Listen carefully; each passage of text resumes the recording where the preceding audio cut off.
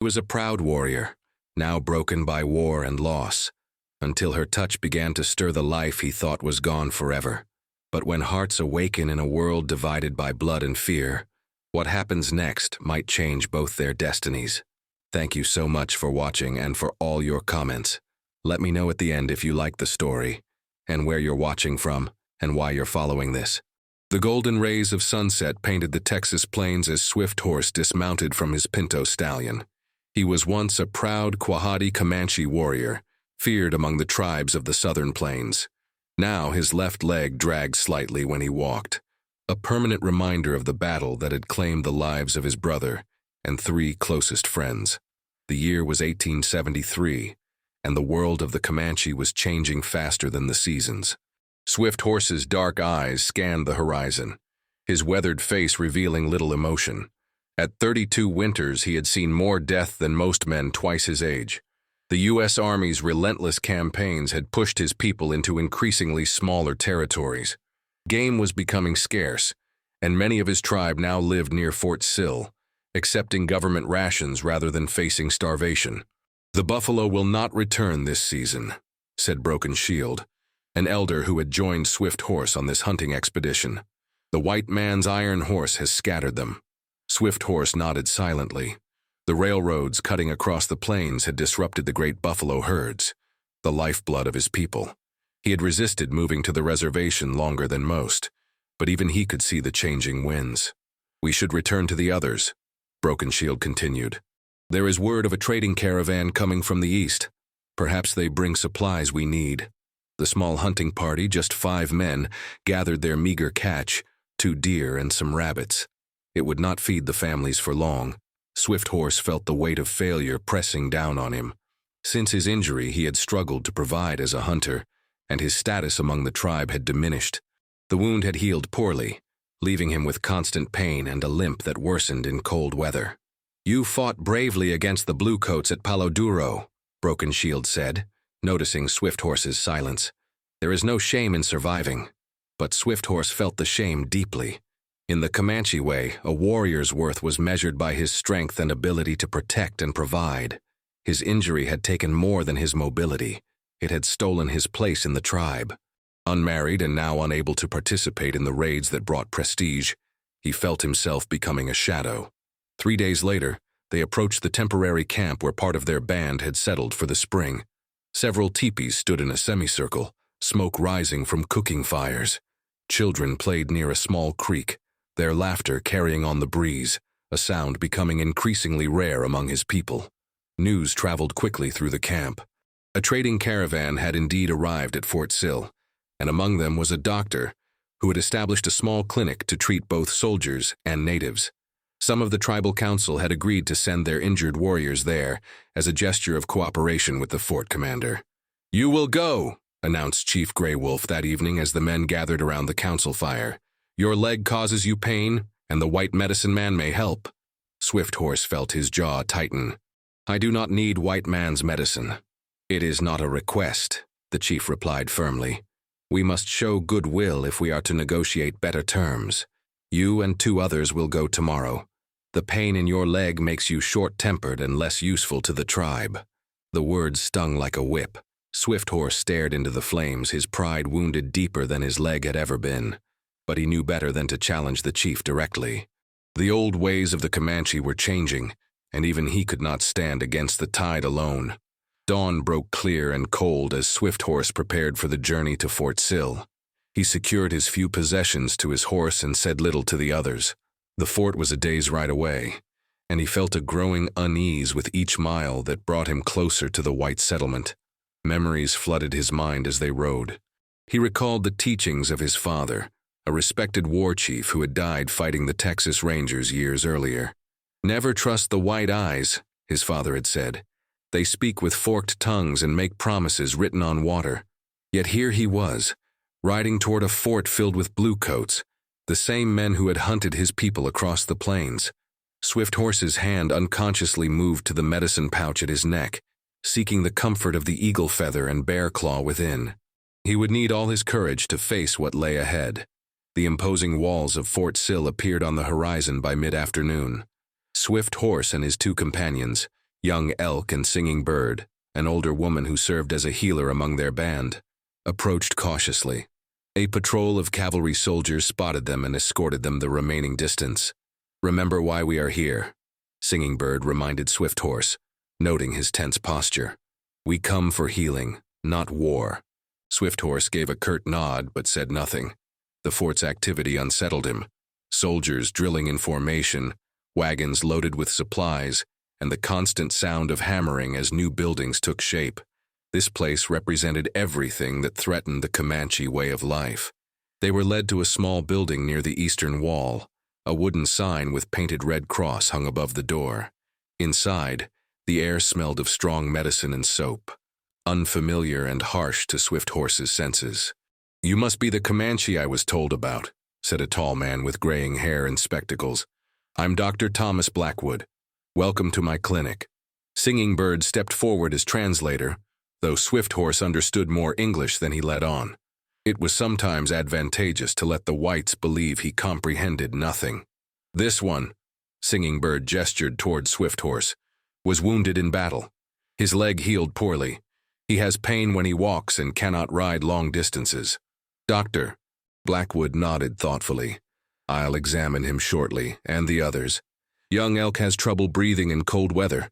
I come to learn your medicine ways," Singing Bird replied. The doctor seemed pleased by this. "Excellent. I've found that combining traditional knowledge with modern medical practice often yields the best results." Swift Horse watched the exchange with suspicion. He had heard such words before from white men who claimed to respect native ways, only to dismiss them later as superstition. A door opened at the back of the room, and Swift Horse's attention immediately shifted to the woman who entered. She was unlike any white woman he had seen before. Her hair was the color of autumn leaves, not yellow like many of the settlers, but a deep red-brown that caught the light. She wore a simple dress of blue cotton, her sleeves rolled up revealing forearms dusted with freckles. "Ah, Sarah," Dr. Blackwood called. "Perfect timing. These are our Comanche visitors. We'll need to examine the gentleman with the leg injury first." Sarah Mackenzie approached with a warm smile that carried no fear or disdain. Emotions Swift Horse had grown accustomed to seeing on white faces. Her eyes were the color of a summer sky, and they met his directly. "I'm Sarah, Doctor Blackwood's assistant," she said, her voice steady and clear. "I'll be helping with your treatment." Singing Bird translated, though Swift Horse had understood perfectly. He remained silent, watching as Sarah prepared a small examination area. "We'll need him to sit here and show us the injured leg," Sarah explained. Swift Horse hesitated, his pride flaring.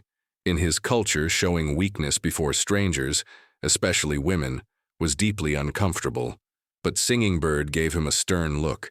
"You did not argue with the chief. Do not argue now," she said in Comanche.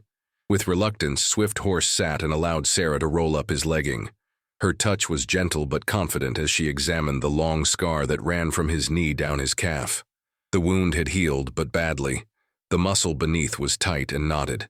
"The bullet went through here," she said, her fingers lightly tracing the entry point, "and exited here. The muscle has healed too tight. That's why you have pain when you walk." Swift Horse was surprised by her knowledge. "How do you know it was a bullet?" he asked in English, breaking his silence. Sarah looked up, momentarily startled that he spoke her language. A smile crossed her lips. "I've treated many such wounds. My father was an army surgeon. I assisted him since I was 12 years old." Dr. Blackwood joined them, examining the leg himself. "We can help," he said, "but it will take time. Massage, special exercises, and perhaps another small procedure to release the scarred tissue. You would need to stay near the fort for several weeks." Swift Horse frowned. "I cannot stay. My people need hunters." Sarah's eyes held his. "You cannot hunt properly with a leg that causes you pain. Let us help you regain your strength. Then you can return to your people as a stronger hunter." Her words were clever, appealing to his desire to fulfill his role rather than to weakness or pity. Swift Horse studied her face, searching for deception, but finding none. "The chief ordered me to seek healing," he said finally. "I will stay." Arrangements were made for Swift Horse and his companions. While Young Elk would return to their camp after receiving medicine for his breathing, Singing Bird would remain with Swift Horse. They were given quarters in a small cabin near the clinic, used for patients requiring extended care. That evening, Sarah brought them food, a stew of beef and vegetables with bread still warm from the oven. "I added some willow bark to the tea," she told Singing Bird. "It will help with his pain tonight." Singing Bird nodded approvingly. "You know plant medicine." "Some," Sarah replied. "My mother was half Cherokee. She taught me before she passed." This revelation surprised Swift Horse. He studied Sarah more carefully, noticing now the high cheekbones and the way she carried herself, a quiet strength that reminded him of women from his tribe. "Why do you help the Bluecoats?" he asked abruptly. "If your mother was Cherokee, you know what they do to our people." Sarah's expression grew solemn. "I help people who are suffering, regardless of where they come from. The Army allows Dr. Blackwood and me to treat both soldiers and natives because we insisted on it." She paused, considering her next words. "Not all white people want war. Some of us believe there can be peace." Swift Horse scoffed. "Peace on whose terms? When all Comanche live on reservations and forget our ways?" "I don't have answers to these big questions," Sarah replied honestly. "I only know how to heal bodies. Perhaps others will find ways to heal the divisions between our peoples." Her humility silenced his retort. As she left, Swift Horse found himself watching her departure with mixed emotions. She was the enemy, yet she treated him with respect. She worked for the Army, yet she spoke of peace. "She has a good heart," Singing Bird observed, "and skilled hands.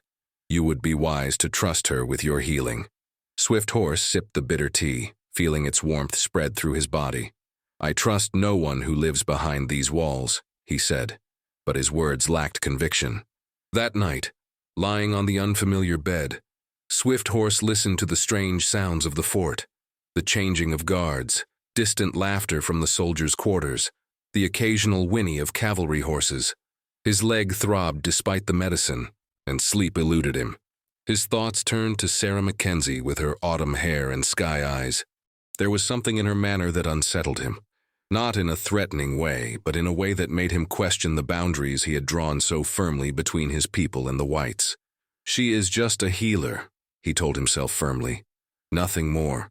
But even as he drifted finally toward sleep, Swift Horse knew that something had changed within him. A small crack in the wall of bitterness he had built around his heart since the day a soldier's bullet had torn through his leg and altered the course of his life.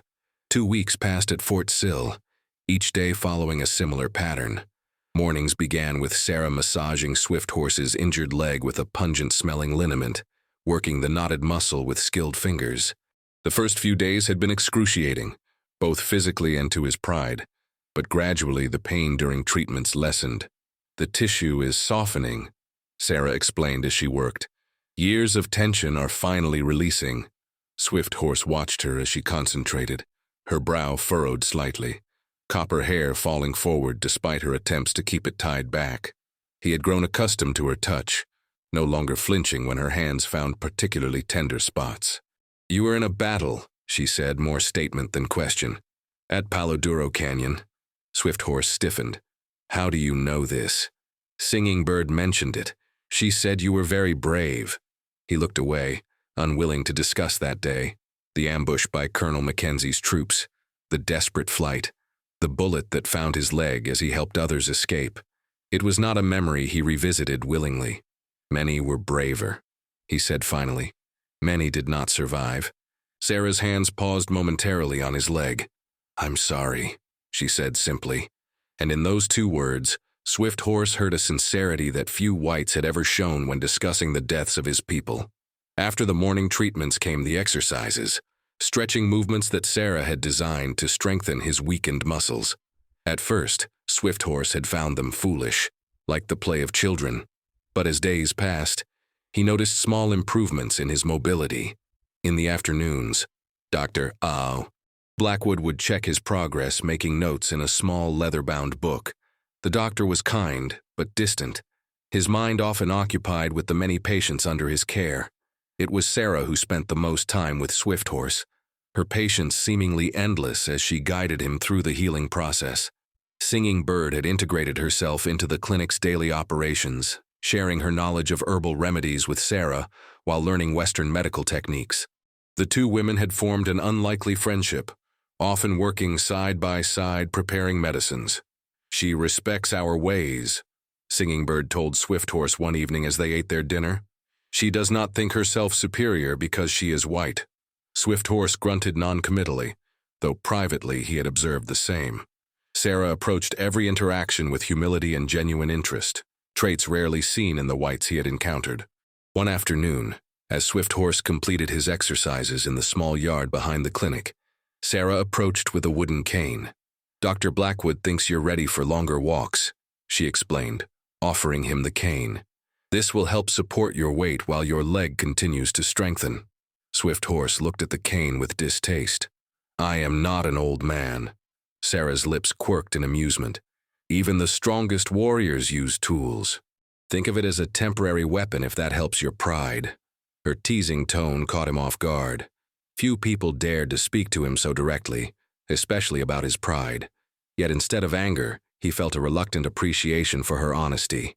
Taking the cane, Swift Horse tested its weight. It was solid oak, smoothly carved, with a comfortable handle. "It is well made," he admitted. "I thought you might enjoy seeing more of the area around the fort," Sarah continued.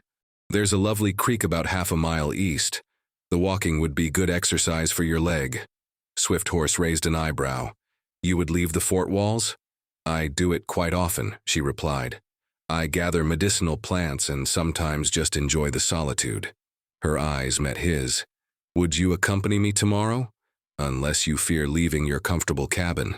He recognized the challenge in her words, a gentle prodding at his warrior's spirit.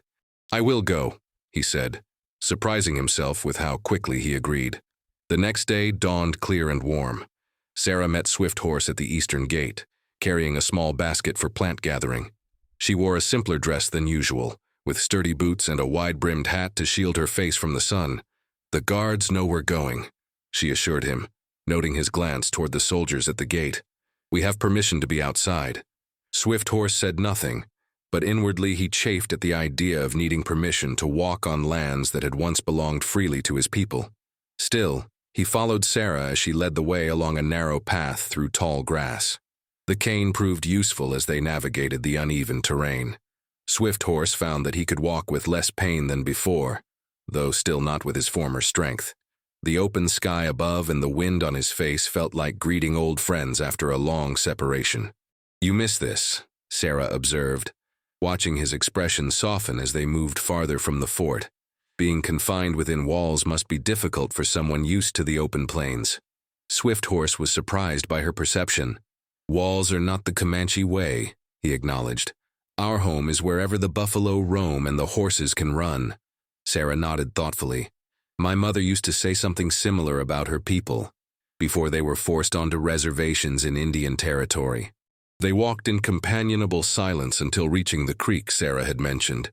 It was a pleasant spot, with clear water running over smooth stones and cottonwood trees providing dappled shade. Sarah set down her basket and indicated a fallen log. "Let's rest here. Your leg needs recovery time between exertions." Swift Horse lowered himself onto the log, stretching his injured leg before him. The walk had been longer than any he'd attempted since beginning treatment, and despite his reluctance to show weakness, he was grateful for the rest.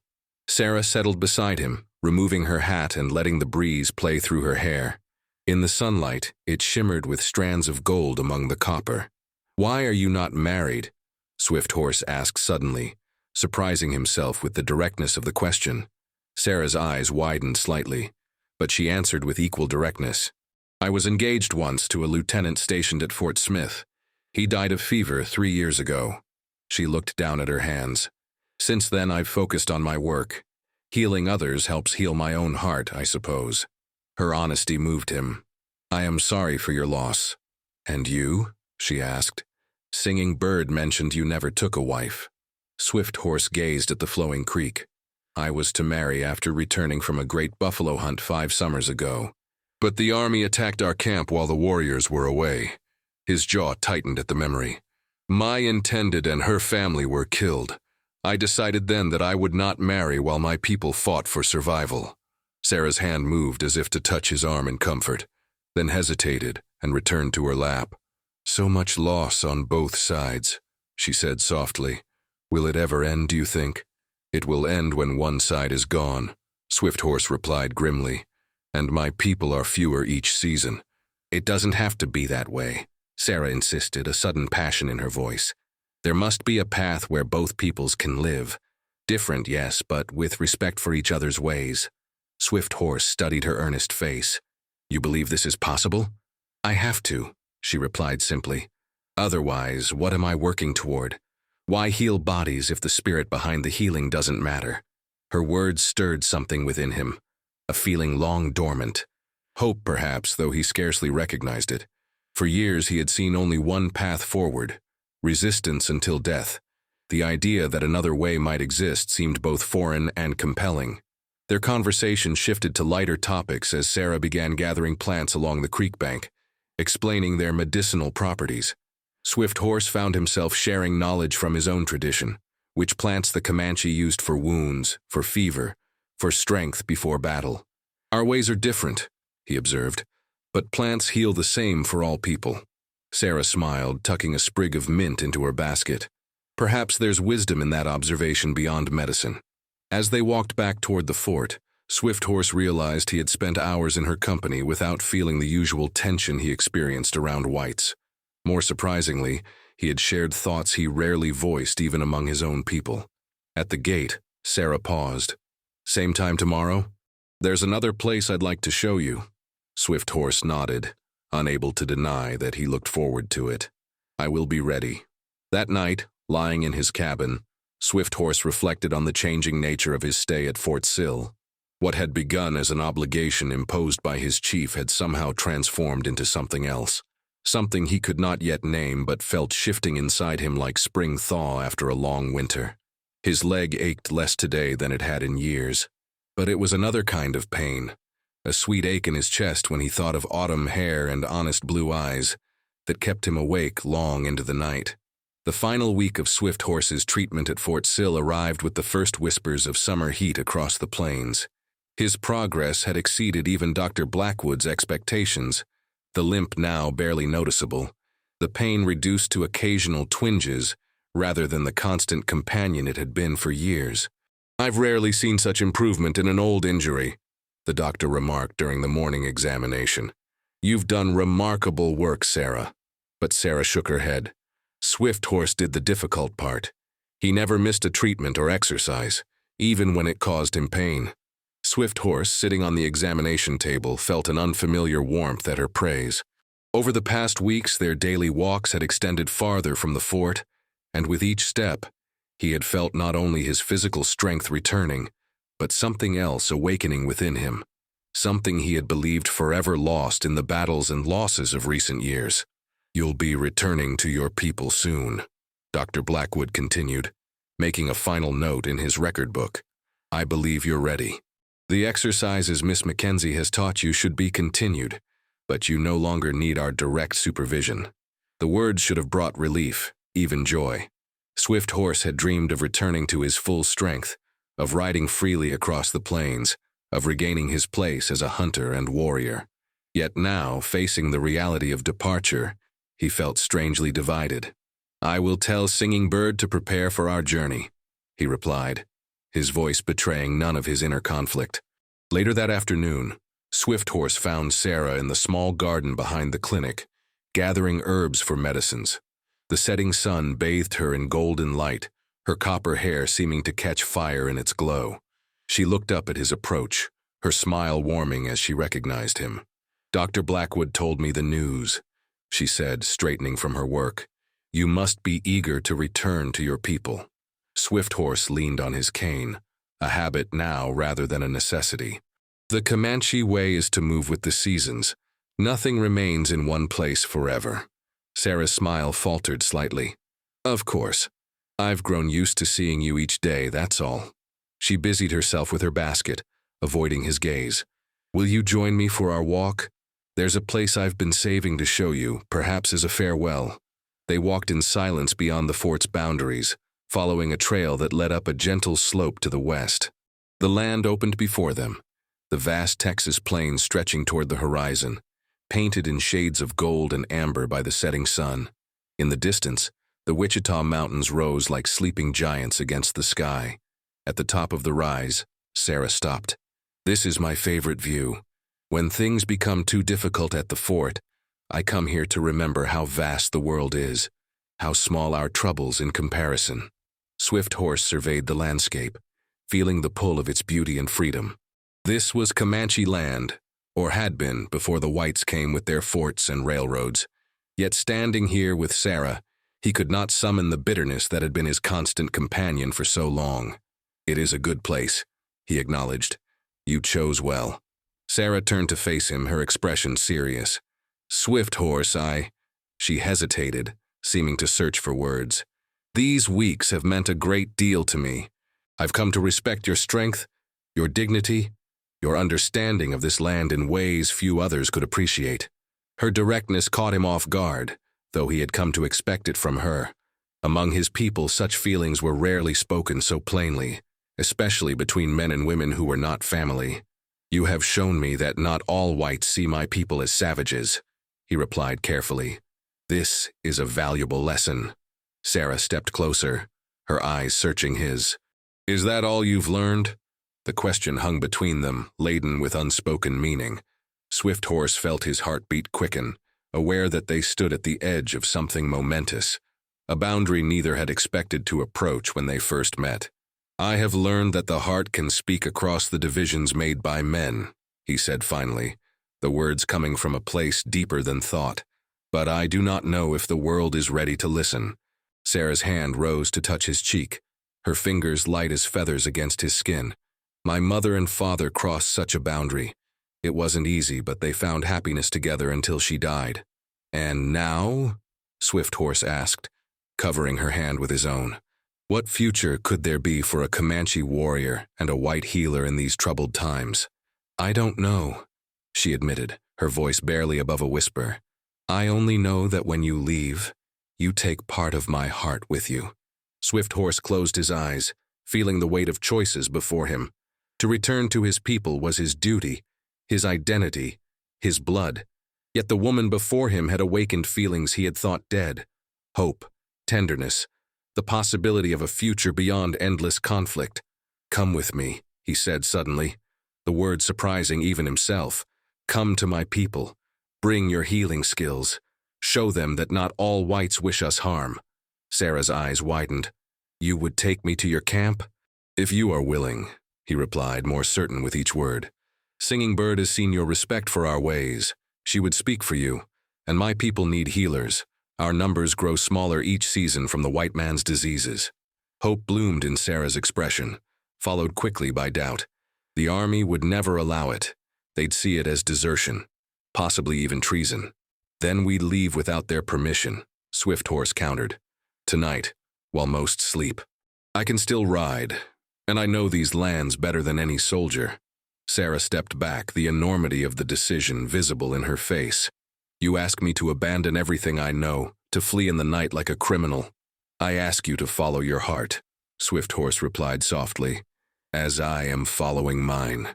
The sun had nearly disappeared beneath the horizon, casting long shadows across the plains.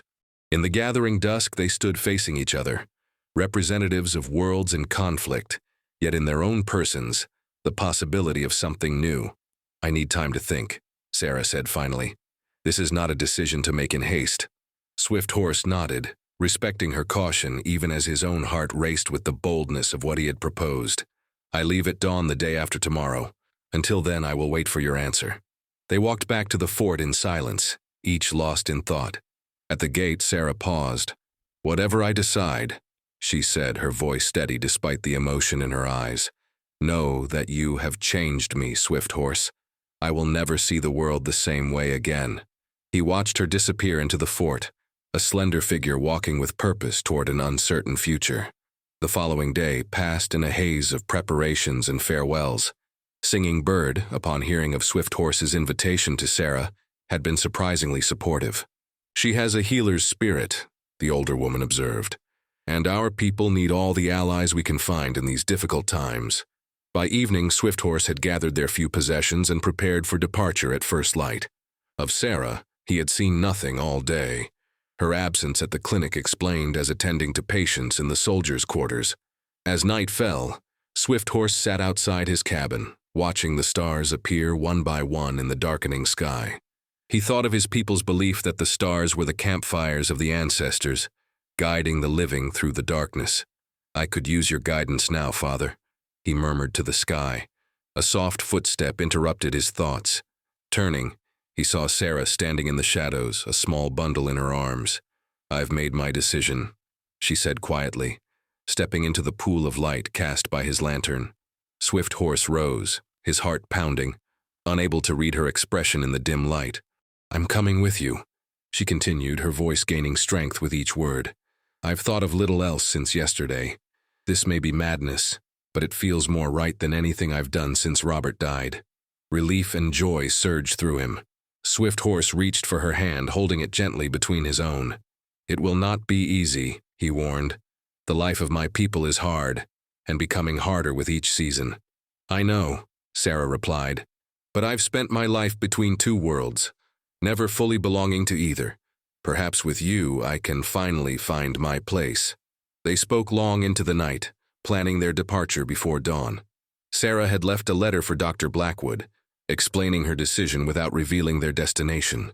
She had taken only what she could carry: medicines, a few personal items, and the skills that would serve her among the Comanche. As the first light of dawn painted the eastern sky, two riders slipped quietly from Fort Sill's northern gate, the sentry having been convinced by Singing Bird's herbal tea to take an unusually sound sleep during his watch. They rode west toward the distant mountains, Swift Horse leading on his pinto stallion, Sarah following on a bay mare borrowed from the fort stables. Behind them, the fort grew smaller in the distance, a symbol of the world they were leaving.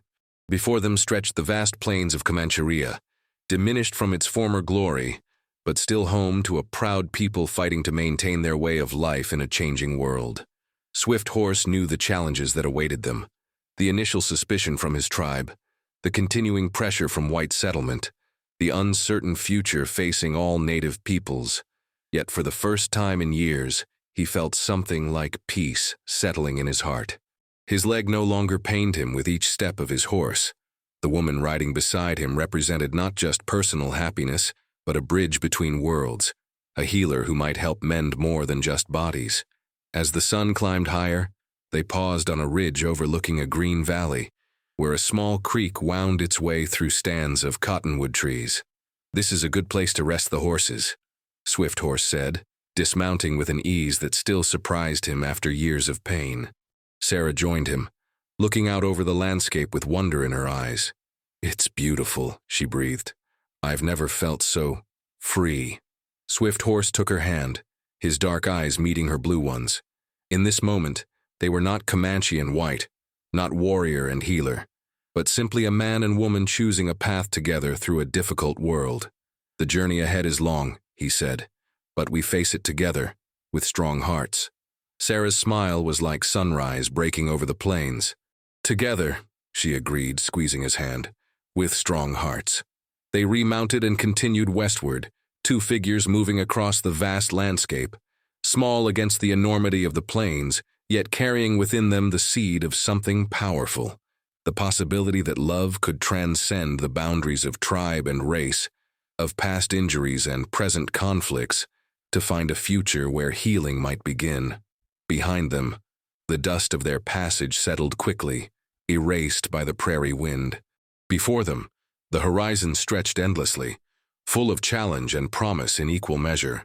And between those horizons, Swift Horse and Sarah rode forward, not knowing what awaited them but facing it with the courage of hearts that had found, against all odds, a reason to hope.